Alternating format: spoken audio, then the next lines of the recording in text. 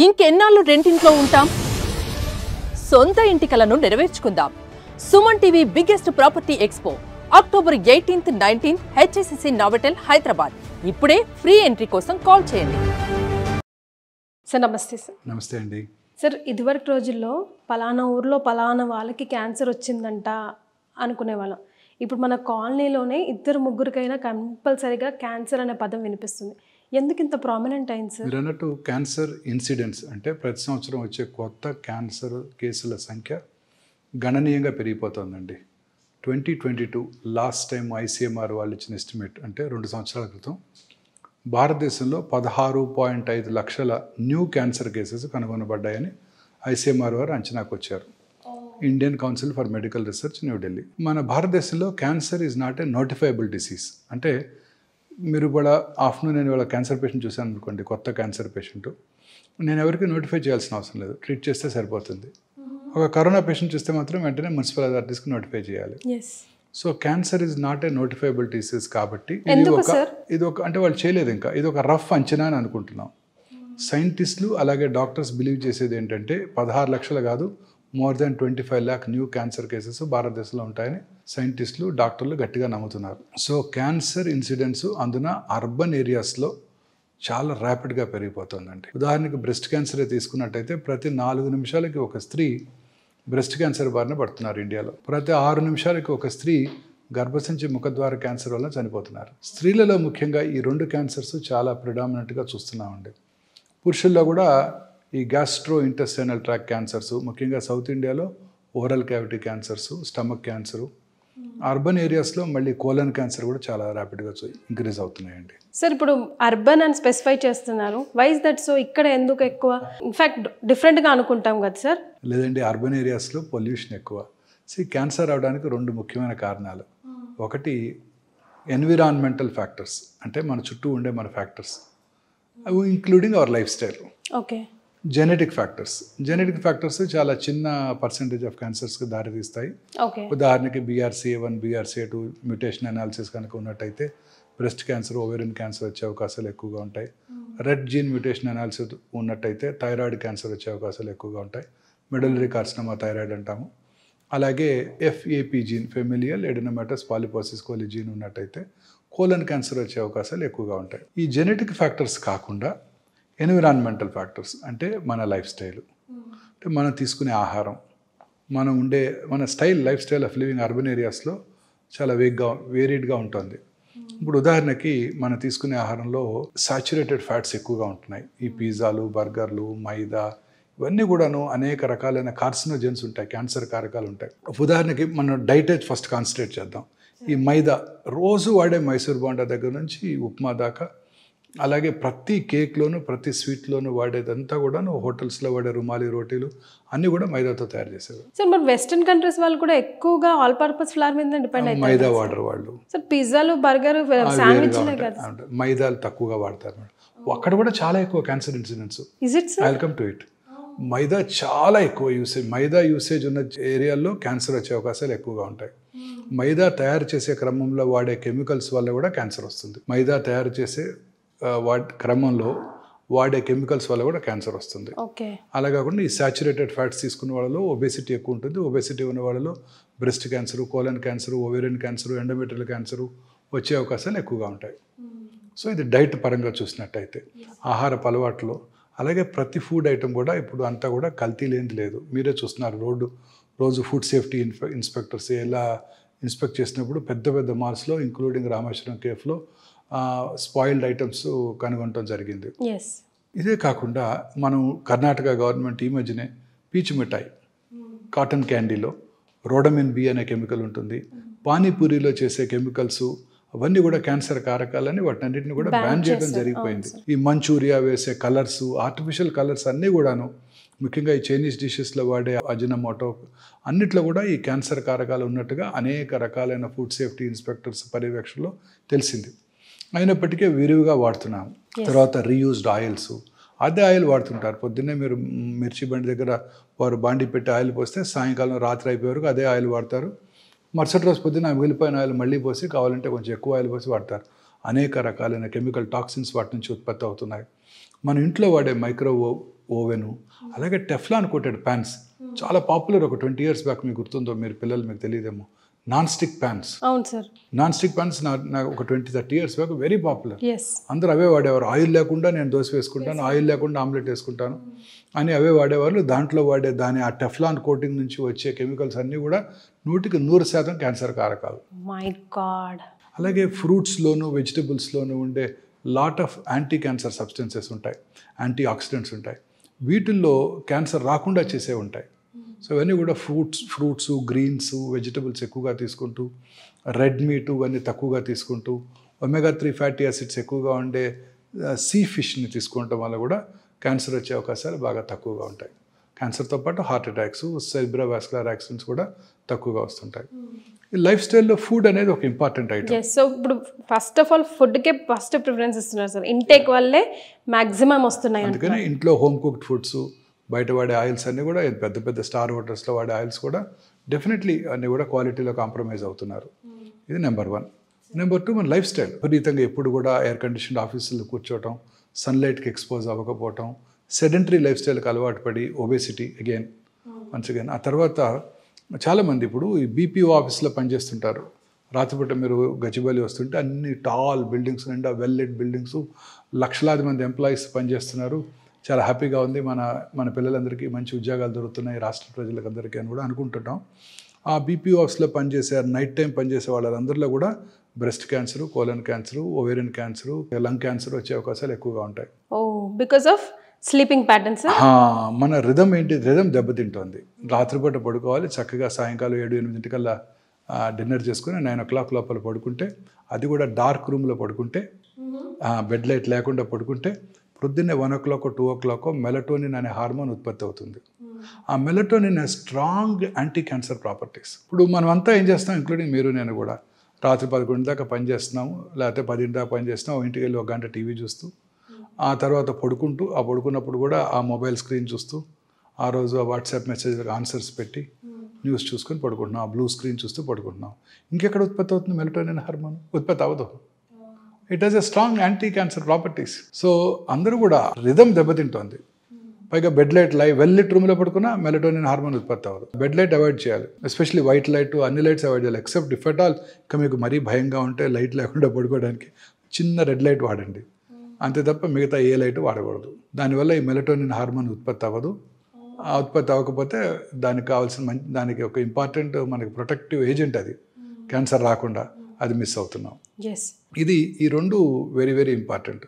అలాగే తీసుకునే ప్రతి ఫుడ్ ఐటమ్ కూడా మేడం, ఇప్పుడు మనం తీసుకునే కార్బోహైడ్రేట్స్ సోర్స్ ఎక్కువైపోతుంది. వైట్ రైస్, ఈ వైట్ రైస్కి బదులు మనం దంపుడు బియ్యము, పార్బాయిల్డ్ రైస్ అవి తీసుకున్నట్టయితే డెఫినెట్గా న్యూట్రిషియస్గా ఉంటాయి. అలాగే white rice, white maida, white sugar is equally dangerous అండి. మనం ఎంతవరకు కార్బోహైడ్రేట్స్ తీసుకోవాలి, ప్రిఫరబుల్లీ ఆ carbohydrates 50% of our diet should contain carbohydrates. Carbohydrate, preferably that carbohydrate should come from, not from white sugar. It should come from fruits. It should come from some raw sugar, like brown sugar or jaggery. It should come from that. White salt is equally dangerous. The cancer కారకానికి, ఒబేసిటీకి, అనేక రకాలైన cardiovascular ప్రాబ్లమ్స్కి కూడా white salt is very dangerous. ఇవన్నీ కూడా మనం avoid చేయగలగాలండి. ఇవన్నీ avoid చేస్తే ఖచ్చితంగా మనం క్యాన్సర్కి దూరంగా ఉండడానికి అవకాశం ఉంటుంది. అలాగే పొల్యూషన్ అండి. ఇప్పుడు మీరు సిగరెట్ స్మోక్ చేయక్కర్లేదు, మీరు ఈ హాస్పిటల్ బయట ఒక 15 నిమిషాలు నుంచోండి, 50 cigarettes తాగిన పొల్యూషన్ మీకు వచ్చేస్తుంది.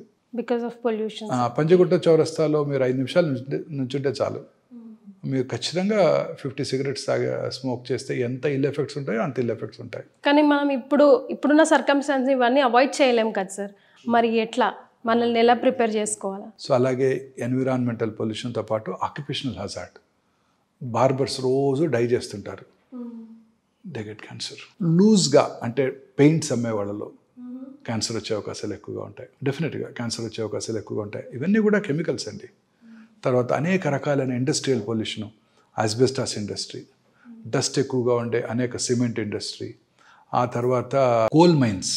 రామగుండం తీసుకోండి, most polluted city in the world. Open cast mines, coal burn చేస్తున్నారు. సూపర్ థర్మల్ పవర్ ప్లాంట్, అబ్బా 22,000 మెగావాట్ పవర్ ప్లాంట్ అని ఆనందపడతారు మనకి ఇచ్చామని. దానివల్ల వాళ్ళు ఇచ్చింది పవర్ ప్లాంట్ కాదు, దాంతోపాటు 22,000 క్యాన్సర్స్ పర్ యానం అనుకోవాలి. ప్లాస్టిక్ కంటైనర్లో వచ్చే వేడివేడి బ్రేక్ఫాస్ట్ అంతే కదా, బయట నుంచి మీరు ఆర్డర్ చేస్తారు స్విగ్గీలోనో జొమాటోలోనో, దేంట్లో వస్తాయి అవి? ప్లాస్టిక్ కంటైనర్లోనే వస్తాయి. అవన్నీ ఆ ప్లాస్టిక్ కెమికల్స్ అని దాంట్లోకి వచ్చేస్తున్నాయి. బాటిల్డ్ వాటరు అది ఎండలో ఒక అరగంట పెట్టామంటే ఆ టాక్సిన్స్ అన్నీ ప్లాస్టిక్స్లో ఉన్న ఆ ప్లాస్టిక్ మైన్యూట్ ట్రే ఇవన్నీ కూడా ట్రేసెస్ అన్నీ వాటర్లోకి వచ్చేస్తాయి. ఎయిర్ కండిషన్ కార్లో కూర్చుంటారు వెళ్ళి పొద్దున్నే 11 గంటల 10ంటికి ఎండలో ఉండి కారు ఉంది అప్పటిదాకా, అందులో ఉన్నదంతా కూడా ప్లాస్టిక్ ఇంటీరియర్సే కదండి. మీరు కారు ఆన్ చేయగానే ఆ వేడికి అదంతా కూడా మనం ఇన్హేల్ చేస్తాం. కరెక్ట్. వీటన్నిటికన్నా నా ఉద్దేశంలో అతి ముఖ్యమైన కారణం క్యాన్సర్ రావడానికి కానివ్వండి, కరోనా రానివ్వడానికి కానివ్వండి, కరోనరీ ఆర్టరీ డిసీజ్ కానివ్వండి, సెరిబ్రోవాస్కులర్ యాక్సిడెంట్ కానివ్వండి, అంటే పక్షవాతం కానివ్వండి, అన్నిటికీ నా పర్సనల్ ఒపీనియన్ ఏంటంటే మానసిక ఆందోళన. మన అబ్బాయికి సీట్ రాలేదు, పక్కన వాళ్ళ అబ్బాయికి MBBSలో సీట్ వచ్చింది. మన ఇంట్లో మా సార్కి ప్రమోషన్ రాలేదు, పక్క ఇంట్లో వాళ్ళకి ప్రమోషన్ వచ్చేసింది. వాళ్ళ కారు మనకన్నా బెటర్ కారు. ఇలా వాళ్ళ అబ్బాయికి పెళ్ళి అయిపోయింది, మన అబ్బాయికి ఇంకా పెళ్లి కాలేదు. స్కూల్లో మన అబ్బాయి ఫస్ట్ ర్యాంక్ రాలేదు, పక్కింటి వాళ్ళ అబ్బాయి ఫస్ట్ ర్యాంక్ వచ్చాడు. ఇలా అనేక రకాలైన ఆందోళనలు, మానసిక ఆందోళన ఈ అర్బన్ ఏరియాస్లో ఎక్కువైపోయినాయండి. How it leads to cancer sir, can you please explain? Yes, మానసిక ఆందోళన మన ఇమ్యూనిటీకి మోస్ట్ ఇంపార్టెంట్. మనిషి, మన పూర్వీకులు చెప్పేవాళ్ళు సంతోషం సగం బలం అని. అవును సార్, అబ్సల్యూట్లీ ట్రూ అండి. మనం మానసికంగా ప్రశాంతంగా ఉండటమే కాదండి, హ్యాపీగా ఉండాలి.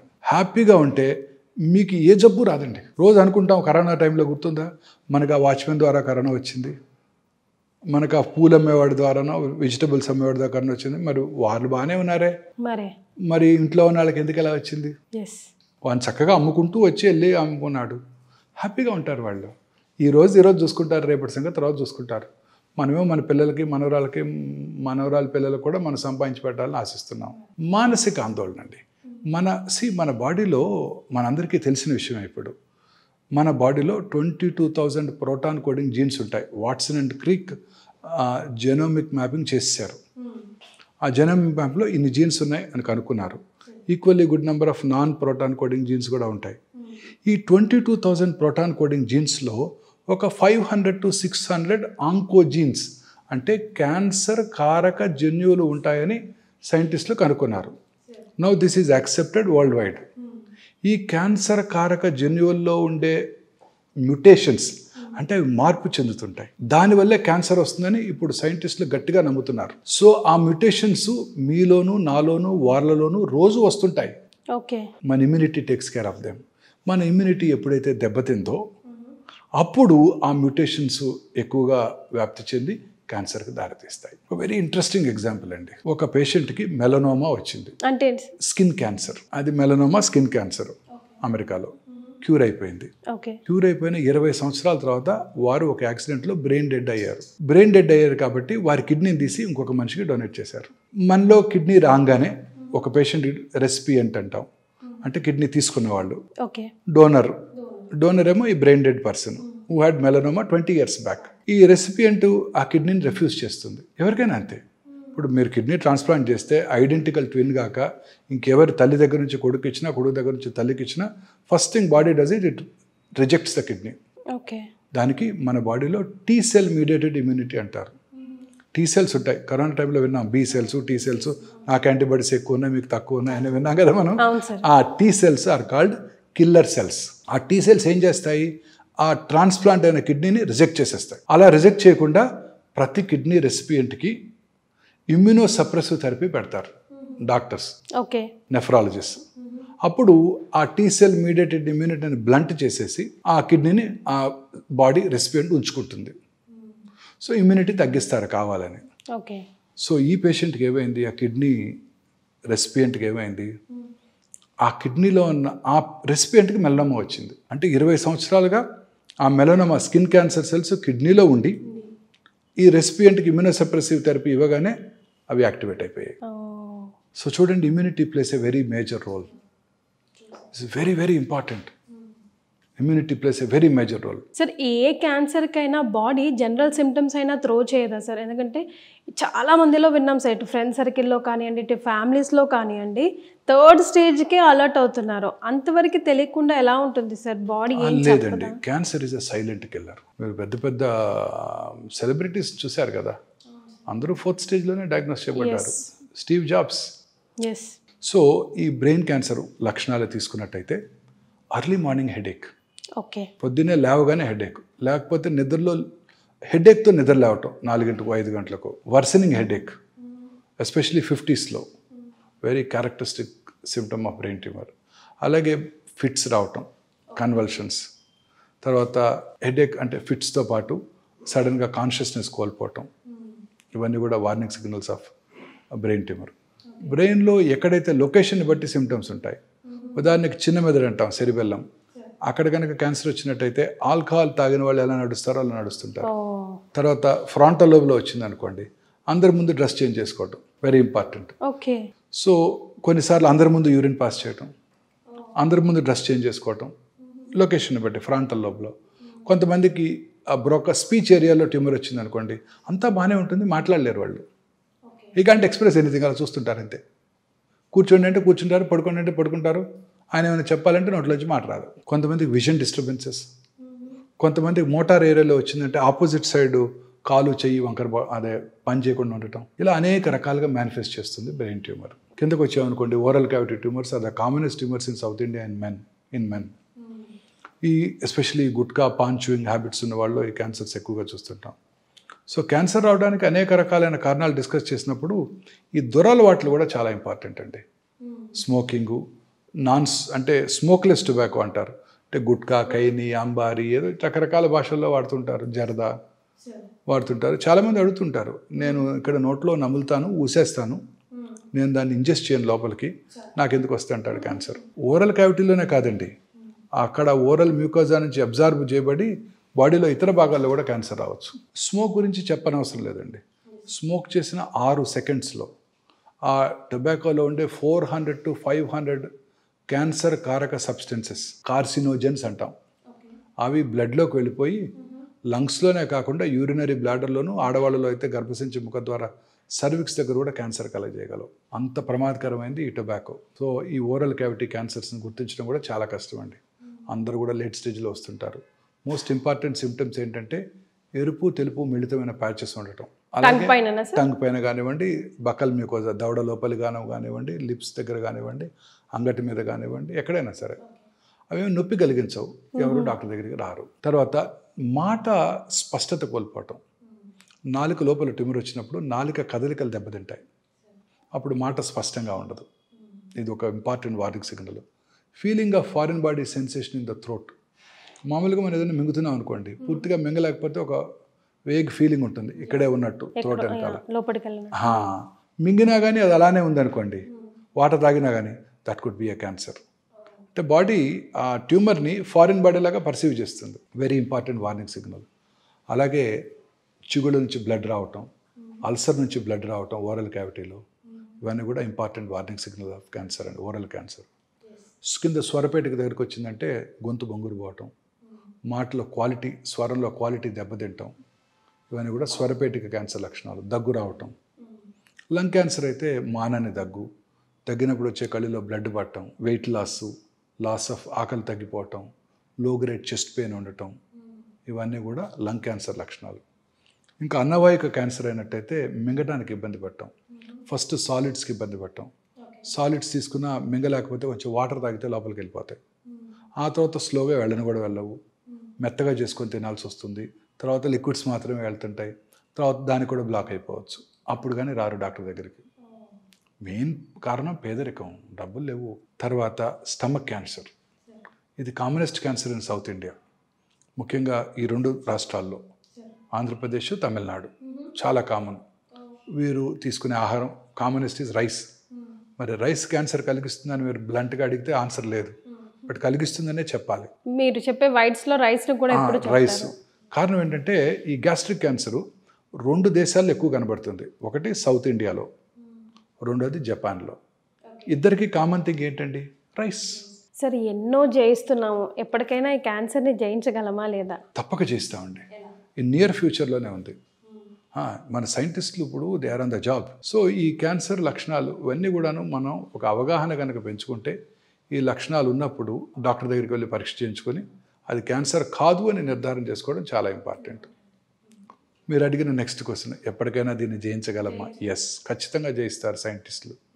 It not very far off. ఇప్పుడు క్యాన్సర్ని ఇప్పుడు కొన్ని రకాల టెస్టులు వచ్చేస్తున్నాయి. ఇంకా FDA అప్రూవల్ రాలేదు. గ్యాలరీ టెస్ట్ అంటారు. నిన్ననే మీరు ఒక పోడ్కాస్ట్ వినే ఉంటారు. బిల్ గేట్స్ జెరోదా అనే ఒక ఫేమస్ యాప్ ఉంది, stocks broking app, very famous. దాని CEO యంగ్ మ్యాన్, ఆయనతో పాడ్కాస్ట్ చేశారు. ఓకే. ఆ పాడ్కాస్ట్లో ఆయన మీ హెల్త్ని ఎలా కాపాడుకుంటారంటే, నేను ఒక టెస్ట్ చేయించుకుంటాను, గ్యాలరీ అనే టెస్ట్ అన్నారు ఆయన. ఆ గ్యాలరీ టెస్ట్ ద్వారా బ్లడ్లోనే బ్లడ్ టెస్ట్ చేసి 50 నుంచి 60 రకాల క్యాన్సర్లు వస్తాయో లేవో చెప్పేయచ్చు అంట. అది ఈ మధ్య వచ్చింది. ఇంగ్లాండ్లోనే ఫస్ట్ క్లినికల్ ట్రయల్స్ జరుగుతున్నాయి. ఇంకా FDA అప్రూవల్ కూడా రాలేదు. Okay sir. ఇప్పుడు గార్డెన్ 360 అని ఒక టెస్ట్ వచ్చేసింది. అందులో ఎస్పెషల్లీ ఇప్పుడు కోలన్ క్యాన్సర్ వస్తుందా లేదా తెలుసుకునే టెస్ట్ ఇప్పుడు అందుబాటులో ఉంది మనకు కూడా. ఓకే. ఈ రిస్క్ ఉన్న వాళ్ళందరికీ కూడా ఈ గార్డెన్ టెస్ట్, అది బ్లడ్లోనే. సో ఈ బ్లడ్లోనే ఇందాక నేను చెప్పాను కదండి, మన బ్లడ్లోనే క్యాన్సర్ సెల్స్ని డయాగ్నోస్ చేసే ఫెసిలిటీస్ వచ్చేసాయి ఇప్పుడు. దీన్నే లిక్విడ్ బయాప్సీ అంటారు. అంటే 10 ml బ్లడ్ తీసుకొని ఆ 10 ml బ్లడ్లో సర్క్యులేటింగ్ ట్యూమర్ సెల్స్ ఉన్నాయా లేవా, అంటే క్యాన్సర్ కణాలు బ్లడ్లో ఉంటాయి, ఉన్నాయో లేవో చూసుకొని ఆ సర్క్యులేటింగ్ ట్యూమర్ సెల్స్ని ఐడెంటిఫై చేసే టెక్నాలజీ ఇప్పుడు అందుబాటులోకి వచ్చేసింది మనకి ఇక్కడ హైదరాబాద్లో. Super sir. అలాగనే ఆ బ్లడ్లోనే సర్క్యులేటింగ్ ట్యూమర్ ఫ్రీ DNA ఉందో లేదో తెలుసుకొని ఆ DNAది నెక్స్ట్ జనరేషన్ సీక్వెన్సింగ్ టెస్ట్ చేసి, ఇంతకుముందు చెప్పానే ఒక 500 to 600 ఆంకోజీన్స్ ఉన్నాయని, ఆంకోజీన్ మ్యూటేషన్స్ ఏమైనా ఉన్నాయో తెలుసుకునే ఫెసిలిటీ బ్లడ్లోంచే వచ్చేసింది. ఇప్పుడు ఇవన్నీ అందుబాటులోకి వచ్చాయి. ఇప్పుడు రీసెర్చ్ అంతా దీని మీదనే ఫోకస్ చేస్తున్నారు. ఏ రకమైన జన్యుపరమైన మ్యూటేషన్ ద్వారా ఈ క్యాన్సర్ వచ్చింది. ఉదాహరణకి ఒక పేషెంట్కి బ్రెస్ట్ క్యాన్సర్, దానికి జన్యుపరమైన అనాలిసిస్ చేసుకొని genetic mutations comprehensive genomic profiling చేసి ఏ రకమైన జెనెటిక్ మ్యూటేషన్ వల్ల క్యాన్సర్ వచ్చిందో తెలుసుకొని ఆ మ్యూటేషన్ని టార్గెట్ చేసే మందులు ఏమైనా ఉంటే అది ఇవ్వడం ద్వారా ఆ క్యాన్సర్ని కంట్రోల్ చేయవచ్చు. ఏ క్యాన్సర్ అయినా కానీ, అదే పెరోటిడ్ ట్యూమర్ అయినా కానీ. సో ఏ జన్యుపరమైన మ్యూటేషను, ఉదాహరణకి ఈ పేషెంట్లో బ్రెస్ట్ క్యాన్సర్ అవడానికి ఒక జన్యుపరమైన మ్యూటేషన్ కారణం అయితే, ఇంకొక పేషెంట్లో పెరోటిడ్ క్యాన్సర్ అవడానికి అదే జన్యుపరమైన మ్యూటేషన్ కారణం కావచ్చు. అప్పుడు ఇద్దరికి ఒకే మందు వాడటం జరుగుతూ ఉంటుంది. అదేంటి బ్రెస్ట్ క్యాన్సర్ ముందు మీరు పెరోటిడ్ క్యాన్సర్కి ఇస్తున్నారని మీరు అడగవచ్చు. Mutation is the main cause. So ఫ్యూచర్లో నేను బ్రెస్ట్ ఆంకాలజిస్ట్ని, నేను గైనక్ ఆంకాలజిస్ట్ని, నేను లంగ్ ఆంకాలజిస్ట్ అని ఉండరు. జన్యుపరమైన మ్యూటేషన్ ఆంకాలజిస్ట్, నేను CRB2 యాంటీజెన్ ఆంకాలజిస్ట్ని, EGFR ఆంకాలజిస్ట్ని, ROS1 ఆంకాలజిస్ట్ని అని పెట్టుకోవాల్సి ఉంటుంది.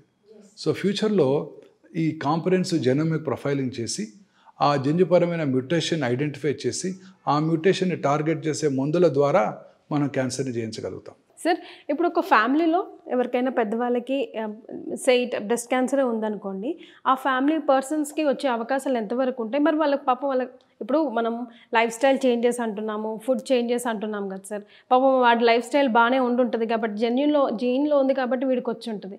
సో వాడు ఎట్లాంటి ప్రికాషన్స్? వంశపారంపర్యమైన జబ్బు కాదు. కొన్ని వేళ్ల మీద లెక్క పెట్టగల కొన్ని క్యాన్సర్స్, ఉదాహరణకి బ్రెస్ట్, థైరాయిడ్, ప్యాంక్రియాస్, ప్రాస్టేట్, కోలను, ఓవరీ, కానీ ఇవే మోస్ట్ కామన్. ఈ 6 క్యాన్సర్స్ కనుక ఉన్నట్టయితే వారి ఫస్ట్ జనరేషన్ వారి రిలేటివ్స్లో క్యాన్సర్ వచ్చే అవకాశాలు సాధారణ ప్రజానీకన్నా కొంచెం ఎక్కువ, అంతే తప్ప వస్తుందని కాదు.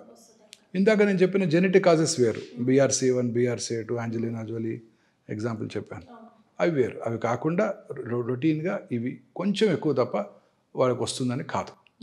క్యాన్సర్ వంశపారంపర్యమైన జబ్బు కాదు, అంటువ్యాధి కాదు. సో భర్త నుంచి భార్యకి వాళ్ళకి అలా వచ్చే అవకాశాలు లేవు. సో దాని గురించి ఆందోళన పడాల్సిన అవసరం లేదు. సో వ్యాక్సిన్ సంగతి ఏంటి సార్? అన్ని క్యాన్సర్స్కి వ్యాక్సిన్ మనకి ఇప్పటికి అందుబాటులో లేవు. గర్భసంచి క్యాన్సర్, హ్యూమన్ పాపిలోమేటస్ వైరస్ ఇన్ఫెక్షన్ వల్ల క్యాన్సర్ వస్తుందని మనం తెలుసుకున్నాము. కాజ్ అండ్ ఎఫెక్ట్ అంటే ఈ వైరల్ ఇన్ఫెక్షన్ వల్ల ఈ క్యాన్సర్ వస్తుందని తెలుసుకున్నాము. ఆ వైరస్కి వ్యాక్సిన్ అందుబాటులోకి వచ్చేసింది. ఇప్పుడు ఇంకా క్యాన్సర్ని మనం సర్వైకల్ క్యాన్సర్ని మనం ఎట్లాగైతే స్మాల్ పాక్స్ని రూపుమాపామో, పోలియో రాకుండా చేసుకున్నామో, అలా కూడా గర్భసంచి ముఖద్వార క్యాన్సర్ రాకుండా చేసుకోవడానికి వ్యాక్సిన్ వచ్చేసింది. సో మొన్న ఫిబ్రవరిలో పెట్టిన ఓట్ ఆన్ అకౌంట్ బడ్జెట్లో మన ఫైనాన్స్ మినిస్టర్ గారు ఈ వ్యాక్సిన్ మన ప్రజలందరికీ ఫ్రీగా అందజేయడం జరుగుతుందని కూడా ప్రామిస్ చేశారు. రేపు ఎల్లుండో బడ్జెట్ వచ్చినప్పుడు ప్రాబబ్లీ దాని కేటాయింపులు కూడా ఉంటాయని అనుకుంటున్నాను. That is one. Second thing, ఈ హెపటైటిస్ B వైరస్. ఈ హెపటైటిస్ బి వైరల్ ఇన్ఫెక్షన్ ఉన్న వాళ్ళలో ఈ లివర్ డ్యామేజ్ అయ్యి వాళ్ళలో లివర్ క్యాన్సర్ వచ్చే అవకాశాలు 90% ఛాన్స్ ఉంటుంది. సో దానికి ఇప్పుడు వ్యాక్సిన్ అందుబాటులోకి వచ్చేసింది. మన పిల్లలందరూ కూడా యూనివర్సల్ ఇమ్యునైజేషన్ ప్రోగ్రాంలో వ్యాక్సిన్స్ ఇచ్చేస్తున్నారు. ఇంకా మిగతా క్యాన్సర్స్కి వీటికి వ్యాక్సిన్ కనుగొనబడలేదు. సో కనబడుతుందా సార్, వస్తుందా ఫ్యూచర్ టు కమ్? నా ఉద్దేశానికి వ్యాక్సిన్ కూడా అవసరం లేదు. ఆ జన్యుపరమైన మ్యూటేషన్ కనుక్కుంటారు, ఆ మ్యూటేషన్కి టార్గెట్ చేసే మెడిసిన్స్ వచ్చేస్తాయి, దాంతోనే క్యూర్ అయిపోతున్నారు క్యాన్సర్ అని నేను అనుకుంటున్నాను ఇంకొక 1 to 2 decades. Super sir, thank you so much for joining us sir. Thank you madam, thanks అండి.